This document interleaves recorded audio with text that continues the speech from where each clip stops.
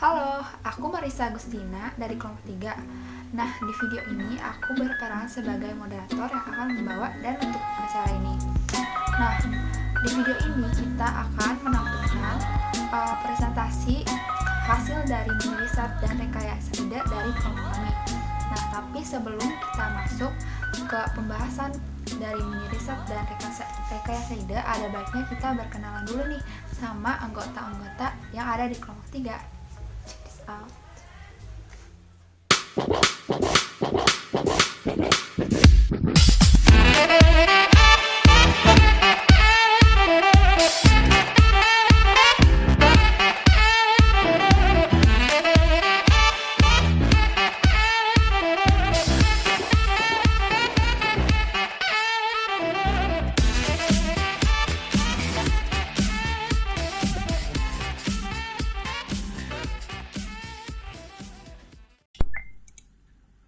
Oke, sebelum kita mau lihat bentuk aplikasinya gimana, gitu kan, baiknya kita harus tahu dulu background kami, background kelompok kami, kenapa memilih aplikasi tersebut. Nah, saya akan bacakan dan saya akan menjelaskan secara perlahan. Oke, selama pandemi berlangsung, kini pembelajaran secara online telah dilakukan hampir di seluruh penjuru dunia. Maka, selama pandemi COVID-19 berlangsung, setiap sekolah melaksanakan kegiatan belajar mengajar dengan pembelajaran jarak jauh. Pembelajaran jarak jauh muncul pada akhir abad ke-20 dan memasuki abad ke-21 menjadi salah satu pembelajaran yang sangat efektif. Pembelajaran jarak jauh dapat didefinisikan sebagai proses pembelajaran yang tidak memperhitungkan ruang dan waktu pembelajaran. Memiliki sifat mandiri untuk proses pengembangan peserta didik menggunakan metode maupun media dalam kegiatan pembelajaran. Slide selanjutnya. Di Indonesia, pembelajaran jarak jauh atau PJJ bukanlah suatu hal yang baru, karena pendidikan dengan teknologi berkesinambungan satu sama lain. Pembelajaran jarak jauh menjadi pilihan yang paling tepat selama masa pandemi COVID-19. Dan lembaga pendidikan harus membuat suatu aplikasi yang dapat mendukung kegiatan pembelajaran jarak jauh tersebut. Aplikasi merupakan bukti bahwa teknologi berkembang pesat pada saat ini. Kemajuan teknologi dalam membantu pengolahan data atau informasi yang tersedia dapat berlangsung secara cepat, efisien, dan akurat. Kemajuan teknologi dapat dilihat dari banyaknya aplikasi yang dapat memudahkan penggunanya dalam menyelesaikan pekerjaannya. Slide selanjutnya. Nah, kami telah melakukan riset. Nah, dari riset yang kami lakukan terhadap beberapa mahasiswa, kami mendapatkan kesimpulan bahwa mahasiswa pada saat ini membutuhkan aplikasi seperti Zoom, Google Meet, tetapi dengan koneksi yang bagus. Bisa menampung lebih dari 100 orang jika menggunakan Google Meet dan tidak berbayar jika menggunakan Zoom.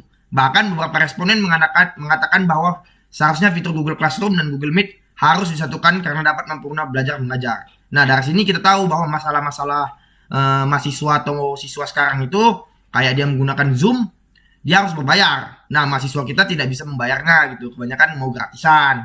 Nah, sedangkan menggunakan Google Meet, ya it's okay, kita bilang itu gratis. Tetapi ada batasan orang, sehingga agak kurang mantap jika ABC kelas agama gitu, jadi kayak agak kurang gitu. Oke, selanjutnya, dan ini ada juga katanya bahwa kita itu internetnya rendah. Nah, internetnya rendah ini nge-lag atau bisa kita bilang nge-lag itu sebenarnya faktornya banyak. Bukan hanya faktor dari aplikasinya, tapi dari faktor jaringan kita sendiri, faktor dari provider yang menyiapkan. Nah, sisanya dari seberapa bagus sih server kita. Nah, itu ya pengantar sekian. Oke, dari pernyataan tersebut, kelompok kami berinisiatif untuk membuat suatu aplikasi pembelajaran yang lebih efektif dan efisien, yaitu menggabungkan beberapa aplikasi seperti WhatsApp, Google Classroom, Google Meet menjadi suatu aplikasi pembelajaran, di mana tidak seperti sekarang, mahasiswa harus berpindah aplikasi untuk mengirim tugas, menghubungi dosen, dan melakukan Meet. Dengan adanya aplikasi ini memudahkan mahasiswa dalam melakukan proses pembelajaran. Sekedar intinya di bagian sini, kita itu membuat suatu aplikasi, ini suatu aplikasi. Dia isinya udah ada WA, udah ada Classroom, udah ada tempat pengiriman tugas, udah ada tempat video call, udah ada tempat bisa chat dosen, ada kontak dan segala-galanya. Nah, jadi kalau misalnya sebuah jaringan itu kan intinya kan kebanyakan orang itu bilang nge-lag, susah pakai nge-lag pembelajaran jarak jauh. Nah, dengan adanya sistem seperti ini, selain servernya yang dekat yang berada di Indonesia, kita juga menyiapkan bahwa suatu itu aplikasi itu one for all, satu untuk semua. Jadi contohnya kan orang kan biasanya nge-lag itu banyak faktornya ya, sekalian jaringan apa dan kebanyakan membuka aplikasi apa. Nah, kalau dia terlalu banyak membuka aplikasi yang berbeda di suatu waktu, pastilah akan menggunakan jaringan yang banyak pula.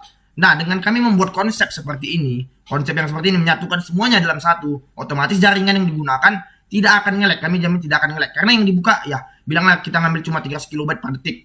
Nah, bahkan ngambil 300 kilobyte per detik. Sedangkan kalau pakai WA, pakai apa kan butuh internet baru lagi. Mau ke server baru lagi, mau kemana-mana lagi. Sehingga bikin nge-lag. Nah, dengan adanya konsep ini, pastilah tidak akan nge-lag. Itu pasti saya jamin. Aplikasi ini dibuat untuk mempermudah mahasiswa dalam kuliah online menjadi lebih efektif dan efisien. Suatu aplikasi yang bernama IndiSchool yang terinspirasi dari penamaan aplikasi Instagram. Indis berasal dari kata indiscrete yang artinya kurang lebih maknanya seperti all in one atau tidak terpisah-pisah. Jadi ada banyak kegunaan dalam satu aplikasi ini. Lalu SCH.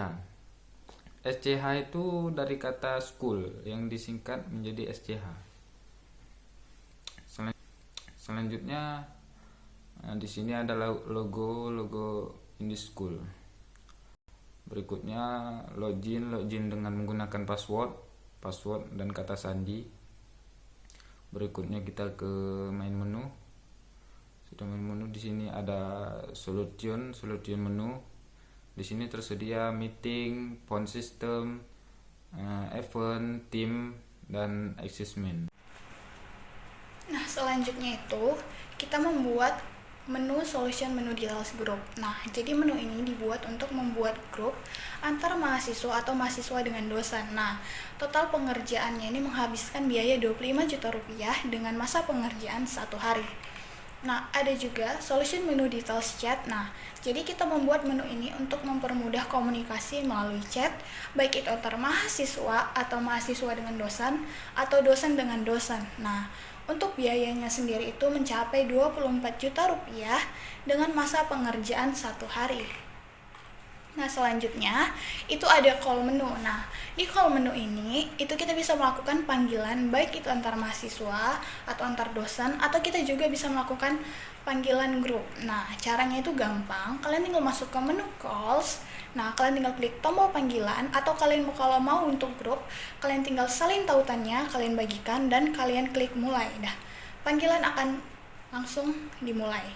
Nah, untuk menu ini sendiri itu menghabiskan biaya 22 juta rupiah dengan masa pengerjaan 1 hari. Nah, selanjutnya itu ada segmen menu for student. Nah, jadi menu ini yang satu ini kita buat untuk mahasiswa atau siswa mengumpulkan tugas-tugas yang diberikan oleh guru atau dosen. Nah, caranya itu gampang. Kalian tinggal masuk ke menu student, kalian pilih kelasnya. Di situ akan muncul tugas-tugasnya, kalian tinggal masuk aja ke tugasnya dan upload tugas kalian. Nah, untuk menu ini sendiri itu menghabiskan biaya 25 juta rupiah dengan masa pengerjaan 1 hari. Nah, selanjutnya ada segmen menu for teacher. Kalau tadi untuk mahasiswa, ini untuk dosen atau guru. Nah, perbedaannya kalian di sini untuk dosen mengupload pertanyaan, tugas atau materi. Nah, penggunaannya cukup gampang. Kalian tinggal masuk ke menu teacher, kalian tinggal klik buat. Nah, di situ langsung ada pilihan tempat kalian mau ngupload tugas, kuis, pertanyaan atau materi. Nah, kalian tinggal upload aja di tempat yang mana kalian mau gunain. Nah, untuk menu ini sendiri itu menghabiskan biaya sebesar 27 juta rupiah dengan masa pengerjaan 1 hari. Nah, berdasarkan semua detail harga pembuatan menu dan pengerjaannya, semua total yang dihabiskan itu mencapai 226 juta rupiah dengan masa pengerjaan 9 hari. Nah, untuk pembuatan satu aplikasi itu menghabiskan biaya yang cukup besar dengan waktu yang cukup lama. Nah, mungkin sekian detail harga dan menu-menu yang akan kami buat. Terima kasih. Nah, sekian presentasi dari kelompok 3. Kiranya rekayasa ide yang telah kami kumpulkan dari mini riset bisa menjadi gagasan atau pencetus aplikasi yang akan diciptakan di kemudian hari untuk menciptakan aplikasi yang lebih efektif dan efisien, baik itu bagi pelajar, mahasiswa, maupun tenaga pengajar.